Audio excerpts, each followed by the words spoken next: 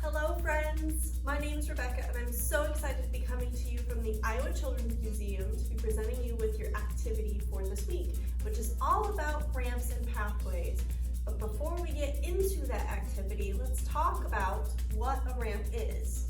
So a ramp is a simple machine that makes work easier.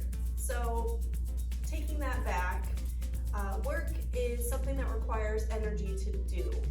So back in the day, long time ago, there was these people called engineers who were looking around for problems to solve. And they saw that people were having to go upstairs with heavy weight and saw that it was hard, meaning that people were having to take rests with this heavy weight as they went up each step, or it was taking a lot longer than it should have to move this heavy weight up and down those steps. So they devised a simple machine called a ramp. Simply put, it's an inclined plane that has a high point and a low point that makes moving a heavy load easier going up and down, because gravity is what makes that a lot easier.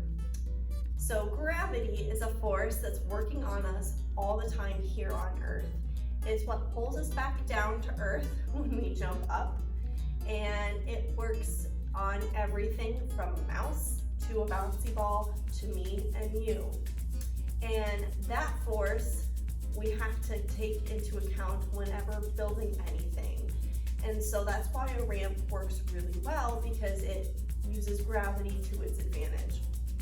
Some real-world examples of ramps are slides. You might have seen a slide in a park that has a high point that you go down and end at a low point, and to get to that high point you have some steps.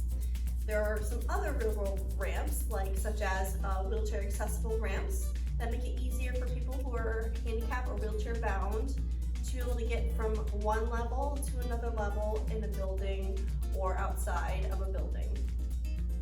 So let's get into the activity. You're going to be provided with a multitude of materials that are wood-based. So you're going to be getting a various amount of different sized blocks, a various amount of these wood long pieces that again are flat and might serve well for your ramp. And then you will also get a various amount of different sizes of balls to test your ramp with, because the goal here is to be able to engineer a ramp that allows for the ball to move on its own without you pushing it. So I have a ramp built here. All you need again is that high point, a low point, and something to support that high point. And to test, you simply let gravity do its work.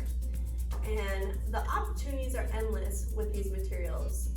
Here's some ways to extend your learning or do some extra activities outside of building just a simple ramp. You can build a ramp that has a turn.